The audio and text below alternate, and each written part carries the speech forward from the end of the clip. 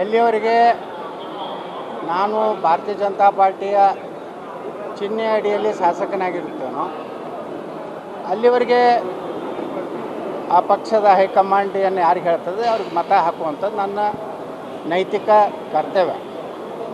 ಅದನ್ನು ಪಾಲಿಸಿದ್ದೇನೆ.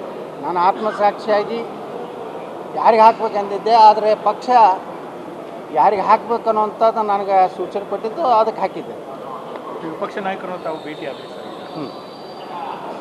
ಅದೇ ಡೈರೆಕ್ಷನ್ ಇದೆ ಇಲ್ಲ, ವಿಪಕ್ಷ ನಾಯಕರು ನಿನ್ನೆನ ನನಗೆ ಫೋನ್ ಮಾಡಿದ್ದರು. ಆದರೆ ಹಿಂದಿನ ದಿವಸ ಇವರು ಫೋನ್ ಮಾಡಿದ್ದರು, ನಮ್ಮ ಅಶ್ವಥ್ ನಾರಾಯಣ ಅವರು. ಅಲ್ಲಿಂದ ಸುಮಾರು ಒಂದು 49 BJP ಶಾಸಕರು ನನಗೆ BJPಯ ಏನು ಸೂಚನೆ ಕೊಡ್ತದೆ ಅವ್ರಿಗೆ ಮತ ಹಾಕ್ಬೇಕಂತೇಳಿ ಅವರು ಸಹ ಫೋನ್ ಮುಖಾಂತರ ಕೆಲವು ಮಂದಿ ಸಮಕ್ಷಮ ಭೇಟಿಯಾಗಿ ವಿನಂತಿ ಮಾಡ್ಕೊಂಡಿದ್ದೆ. ನಾವು ಒಂದೇ ಮಾತು ಹೇಳಿದೆ, ಪಕ್ಷ ಇವತ್ತು ನನ್ನನ್ನು ಆ ಚಿಹ್ನೆಯ ಅಡಿಯಲ್ಲಿ ನಾನು ಗೆದ್ದು ಬಂದಿದ್ದೇನೆ. ಆ ಚಿಹ್ನೆಯ ಅಡಿಯಲ್ಲಿ ಯಾರೇನಿದ್ರು ಅಥವಾ ಯಾವುದೇ ಪಕ್ಷಕ್ಕೂ ಮತ ಹಾಕೋಂಥ ಸೂಚನೆ ಬಂದರೆ ಅದನ್ನ ಹಾಕ್ತೇನೆ ಅನ್ನೋಂಥದ್ದು ಎಲ್ಲರಿಗೂ ಹೇಳಿದ್ದೆ. ಅದ್ರ ಪ್ರಕಾರ ನಾನು ನಡ್ಕೊಂಡಿದ್ದೆ.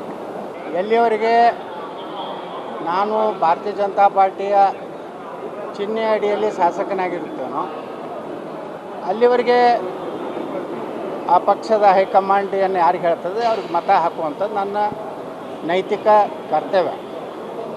ಅದನ್ನು ಪಾಲಿಸಿದ್ದೇನೆ. ನಾನು ಆತ್ಮಸಾಕ್ಷಿಯಾಗಿ ಯಾರಿಗೆ ಹಾಕ್ಬೇಕಂದಿದ್ದೆ, ಆದರೆ ಪಕ್ಷ ಯಾರಿಗೆ ಹಾಕಬೇಕು ಅನ್ನೋಂಥದ್ದು ನನಗೆ ಸೂಚನೆ ಕೊಟ್ಟಿದ್ದು, ಅದಕ್ಕೆ ಹಾಕಿದ್ದೆ. ವಿಪಕ್ಷ ನಾಯಕರು ತಾವು ಭೇಟಿ ಆದರೆ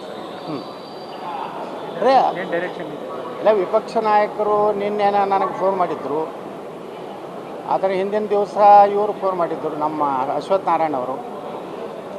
ಅಲ್ಲಿಂದ ಸುಮಾರು ಒಂದು 49 BJP ಶಾಸಕರು ನನಗೆ BJPಯ ಏನು ಸೂಚನೆ ಕೊಡ್ತದೆ ಅವ್ರಿಗೆ ಮತ ಹಾಕ್ಬೇಕಂತೇಳಿ ಅವರು ಸಹ ಫೋನ್ ಮುಖಾಂತರ ಕೆಲವು ಮಂದಿ ಸಮಕ್ಷಮ ಭೇಟಿಯಾಗಿ ವಿನಂತಿ ಮಾಡ್ಕೊಂಡಿದ್ದೆ. ನಾವು ಒಂದೇ ಮಾತು ಹೇಳಿದೆ, ಪಕ್ಷ ಇವತ್ತು ನನ್ನನ್ನು ಆ ಚಿಹ್ನೆಯ ಅಡಿಯಲ್ಲಿ ನಾನು ಗೆದ್ದು ಬಂದಿದ್ದೇನೆ.